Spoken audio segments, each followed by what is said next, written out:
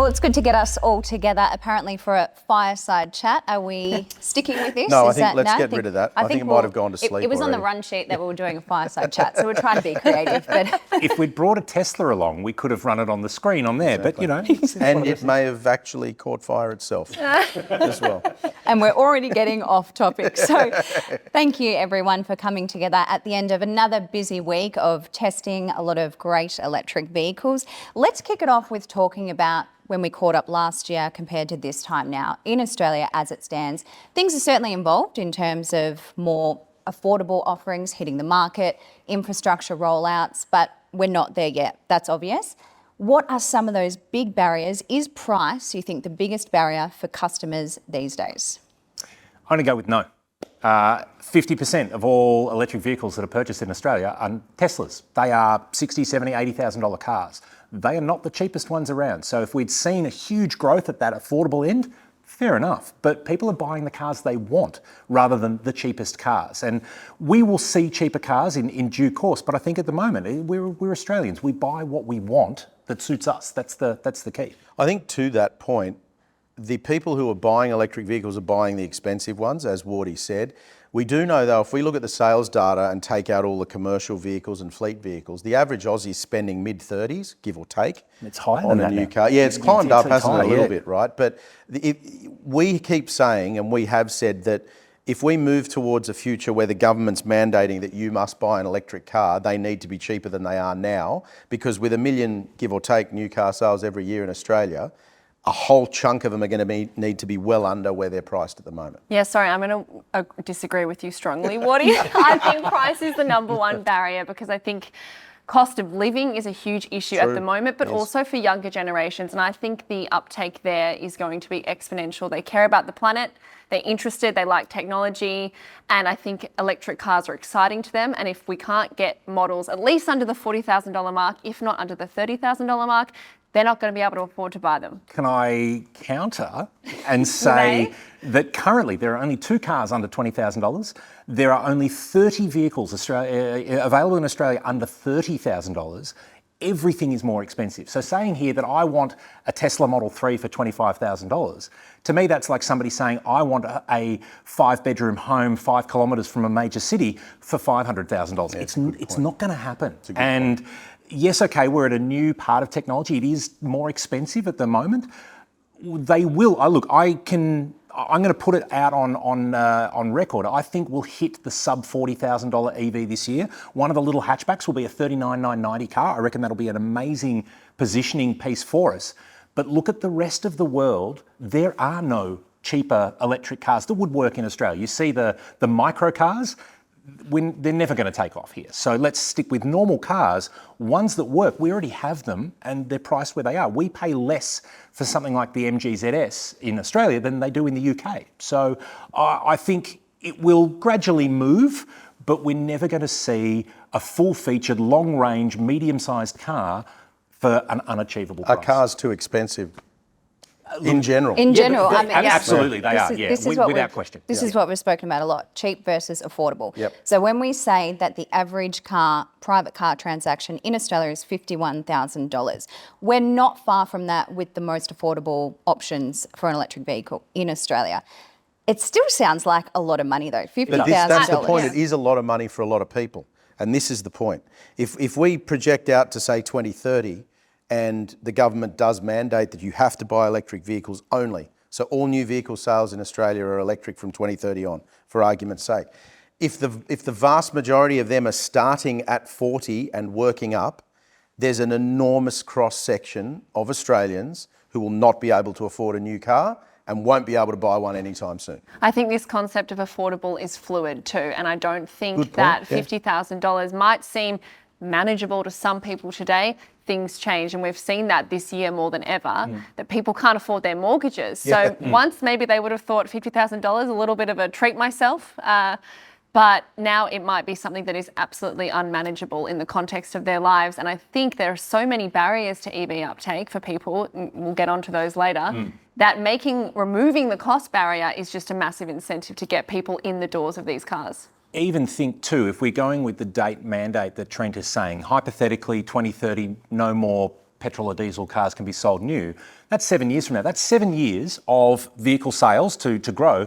That's a pretty healthy second-hand market, and that's a growing second-hand market. So just because you can't afford a brand new electric car, hopefully by that point there will be more cars and more choices available. But yeah, look, I still feel these are lofty goals, and we're on the way, but it may take a bit longer. We'll get into that a little bit more, but let's go back to the other barriers. For me, going out with electric cars for Drive TV, it's been infrastructure. I've got gritted teeth over here, Em. Yes. I've got gritted teeth. Many hairy moments. I have to say though, in a lot of these regional areas, when I finally found a charging station after an incredible amount of planning and checking every single app possible, you get there, sometimes they're not actually there. But also, I've had to wait. They're all taken. Yep. And there's a real etiquette now as well with actually leaving your car there, making sure you tell people you're going to be 10 minutes late because they're not happy if you're not waiting for 5 you. minutes We've over. said this we've spoken to government ministers. The first EV special that we did, we spoke to Minister King. And the reality is we are being dictated to this point that you're making, by politicians, lobby groups and policymakers who I'm convinced, and you can all ring me if you like, you know where we are at Drive, ring me if you disagree. I'm convinced, it's 1300 idiot, I'm convinced that they have not driven more than 100 kilometres from a major city. They will never convince me otherwise, because we have, specifically, we all have. You and I have done a lot of it. We've been to Kangaroo Island, we've been out the back of Queensland, Western New South Wales, Northern South Australia, parts of Victoria, the lower part of New South Wales down around the border. There is no charging infrastructure, and one charger in a country town doesn't count. That's irrelevant. It makes no difference, right? It's like there's a country town, they say we've got one restaurant. Okay, great, that's going to cater to some people, but not everybody. And it's probably an 11 kilowatt as well. Exactly, and it's just, really there is slow just restaurant. not enough infrastructure. And you and I say this all the time. You've got taxpayers incentivising the purchase of vehicles that people already want, that people can already afford, and nobody's talking about infrastructure. You need to be able to charge these vehicles, and you need to be able to do it easily. Yeah, absolutely. I think the infrastructure issue is a huge problem. I kind of don't see the regional challenge as much of a barrier, I suppose, because I think a lot of people buying electric cars are just commuting to and from the city. Yeah, sure. I don't mean to discount regional hubs. I think that's relevant, but I don't know how many people are driving across the Simpson Desert in an EV. I don't know if that's a huge problem. Maybe you could tell me otherwise. Well, by 2030, they might have to. Exactly. If they want to do it in a new vehicle, they might have no And I think choice. this is the point. The way that you're representing it, Suze, is exactly how it works in the cities. Because, yeah, it's a lot easier to live with an EV in the city, but you start venturing out. Australia is not Europe. We are a big country with massive distances to cover. And yeah, okay, we can say we'll just put bigger batteries and wait for the technology to catch up, and there's going to be an element of that. But we are a very, very unique use case. And it's not so much we often say people will ask us, can you drive you can't just get in your EV and drive to Darwin. And the argument is you drive to the airport and fly to Darwin, and you can do that. Who's driving to Darwin? No one's driving, and that's it. Emma and I are. You guys are. Next week, actually. exactly. If you are out in regional Australia and you do need to carry big distances, full electric, with the current technology, and I'm saying in the next 5 to 10 years, that technology is not suitable. And the idea that I would like to see the politician who is brave enough to stand up and say, ban the 70 series Toyota Land Cruiser, Yeah, exactly. and see how that goes. Good luck with that one. And this is the thing. So to see in the cities, which is why, look, in my mind, and Suze, you and I spoke about this earlier today, the idea of having things postcode based, where you live and how and what car and what vehicles and the size that you choose based on where you live, you can incentivise or de-incentivise so that if you are wanting to drive a Ram TRX and you live right in the middle of Sydney City, maybe you're going to pay a bit more tax than someone who's driving the same car and living out in Wagga or something like that. So there are ways that this could be approached, but I think what the problem is we're being given a kind of a blanket suggestion that all of Australia needs to follow all of Australia, and all of Australia is not the cities. No, and that's to the pick thing. up on a point that Sue's made as well, there is a big issue in the cities, right? Because we're talking about rural areas. Emma and I joke about it all the time. You're not going to do much if you get to Kangaroo Island with an electric vehicle and you can't charge it. That's an issue. You've faced it. FYI, there are no Type 2 chargers in Kangaroo Island. Ask her Bring how the she cord. knows. Ask her how she Triggered. knows. But your point is spot on. We've spoken about testing these vehicles week to week, get to the charger, doesn't work, 5 cars in front, someone's parked it there for 2 hours while they've gone to the movies, whatever it is. The etiquette that you mentioned before, there's a big issue with where the volume of people are, because the most logical drivers of electric cars are in cities, like where we are now, but then we also need charging infrastructure for them. And that's the easy stuff, right? If we can't get the city infrastructure right, spot on. then we're nowhere near close enough to getting the regional infrastructure. I'm down really pat. not sure how long it's going to be before we stop calculating kilometres and just enjoy an ease of a trip. Having said all this, is Australia the land of hybrids? Yeah. Is that where it's at? I think so. Yeah. To Certainly me, is at the moment. You look at Toyota, right? 25% of our new car market is Toyota sales. So they own Australia. You look at the demand across the board. So when people think Toyota hybrids, they go, oh, the Prius. I haven't seen too many of those. Prius is non-existent now. No. Corolla hybrid, Camry hybrid, RAV4 hybrid, Kluger hybrid, then all the little SUVs all come in hybrids. Everything that people are buying has a hybrid option, and there is a huge wait list for these things. So the idea, Toyota is building these things and getting them to us as much as we can, because people go, I get it. It's effortless. I don't need to charge it. It gives me really good real world fuel economy, and I can go as far as I like in the car. So it suits city, it suits country. And I've been driving a plug-in hybrid for the last little while. I've had the Volvo XC60.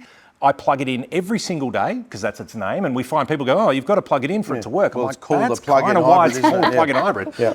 I plug it in every single day. I don't use a drop of petrol during the week on my commute and running around and shopping and all that sort of bits and pieces. And on weekends, or if I'm going further afield, it flips across to the petrol engine and goes. I've done about 2,000 kilometres in this car over about a 2-month period. I'm still on my first tank of fuel. It's about 3/4 down, but that to me makes so much sense. I use it full electric around town where I can charge it, and I can just get in and drive and go places when I need to go further afield. And for me, that sort of approach for Australia kind of works. Absolutely works. To the point of land of hybrids, I'm getting a little tired of the argument about Australia becoming a dumping ground for rubbish technology, polluting cars, all that Gas stuff. guzzlers. Gas is the guzzlers. word, is the word. Politicians, if you're watching, we don't use gas in Australia, it's petrol. So if they were guzzling, they'd be guzzling petrol or diesel. We're not America.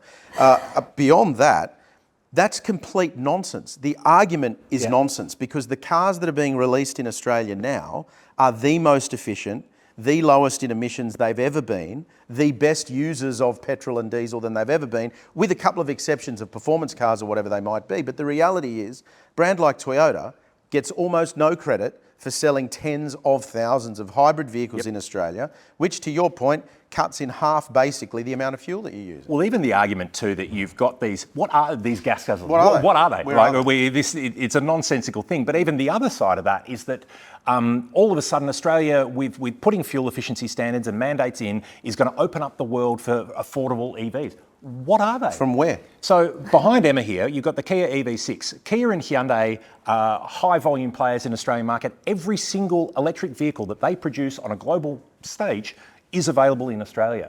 Then you've got Mazda. They are working at mild hybrid and plug-in hybrid technology, the 2 new cars. You've driven the new Mazda CX-90. We've seen the CX-60. Plug-in hybrids are coming. We get these cars. No one's holding out on us. No. To that point, the manufacturers are using that as an argument. Nameless manufacturers have said to me that the fact we don't have emissions standards means head office won't send them the cars. That's garbage. They're smothering. We haven't been able to get the cars because they aren't available. We've got 2-year waits on cars that are not electric.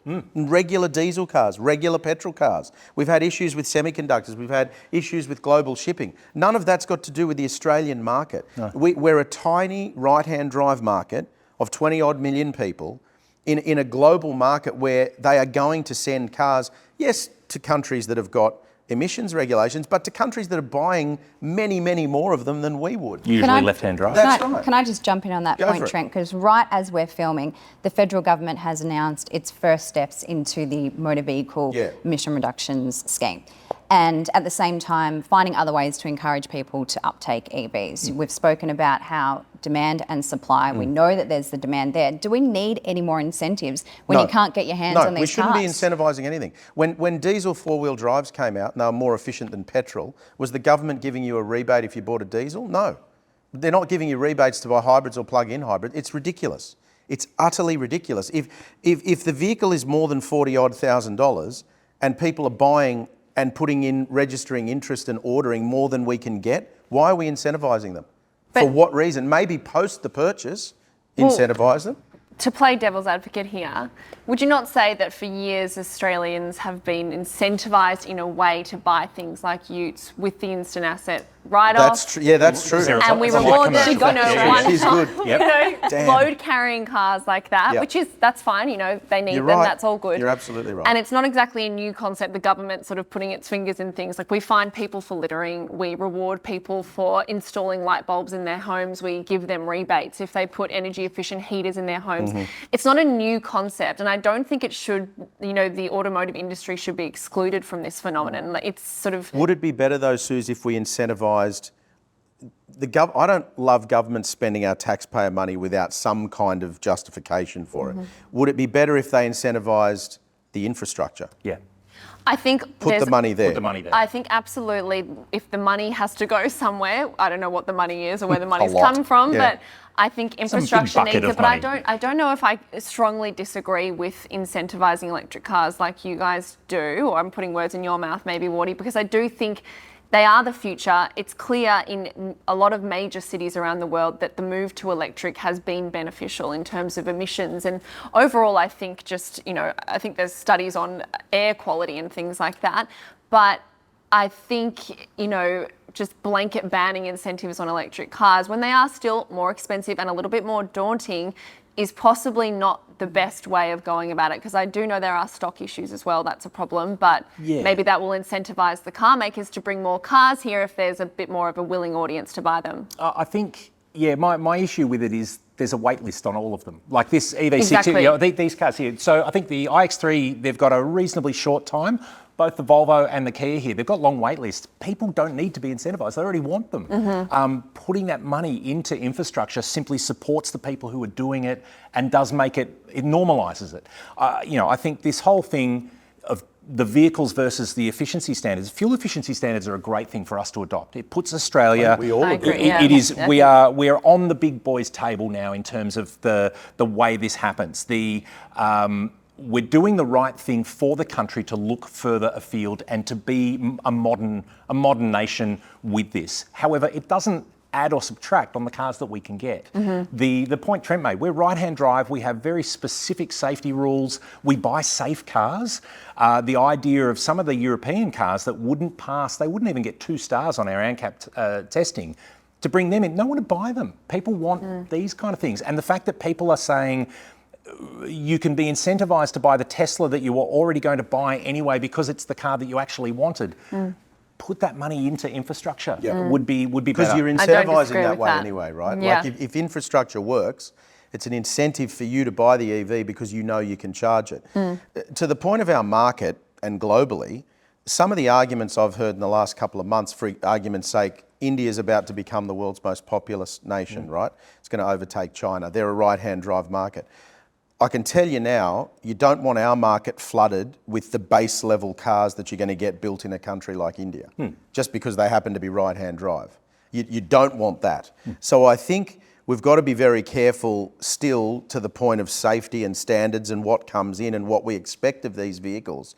Because Australia is not a country where everybody's in a tiny little massively overpopulated city doing 15 k's an hour in a glorified go-kart. Well, that's what we've done around Sydney. In Sydney, that's right. We could honestly discuss this for the rest of the day, but just finally, I want to get some advice from all of you for those out there contemplating purchasing an EV. What are your words? What's your advice? You go first. There we go. Don't do it. No, I'm joking. No, what's your Well, advice? I think it's planning. I mean, after all the road trips that we've taken, you really do need to know where you're going. If you're going on these long road trips, map it out completely and make some calls. Do your homework as well. I mean, is it about price? What is it about for you? Are you going to be driving around town, just urban driving? Then that's fine. Is plug-in hybrid more for you? There's a lot of homework to be done. I think you need to make sure that you're considering all realms and what suits your lifestyle. I'd say patience is a virtue. One that we don't have. Yeah, clearly not. No, I think that this area is growing rapidly and exponentially, and we're going to see some really exciting stuff happen. And if you're not ready to buy an EV, I think you will be soon. Yeah, I agree. And I think for me, it is, there are choices. You just work out what's best for you. There are choices available, and hybrids are good. Like, don't discount a hybrid. Hybrids are good. That's Hybrids your are good. That's my three-word thing. motto, I'm getting yeah. it tattooed down my arm. Trent? Look, for me, it's all about not necessarily approaching the purchase of an electric vehicle like you're buying a premium vehicle. Don't look at it as if you're going into a luxury purchase. I know the price point can seem that way. Do your research to all of your points, look at your options, but look at the more affordable ends of the market. Don't necessarily get twin motor, all-wheel drive, the most powerful, the fastest, the most expensive.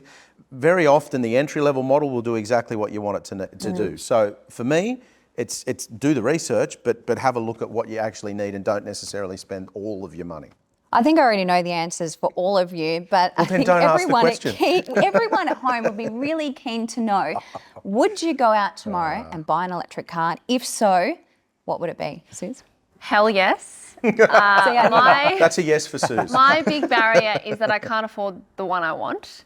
And Polestar? also, my dream electric car is probably 3 years off. That's the Volvo EX90. I would have that in an instant.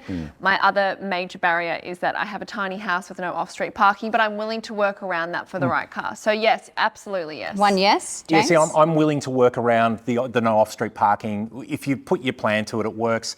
For me, it would need to be the second car. We still need the flexibility of a car that can kind of go anywhere just with our situation.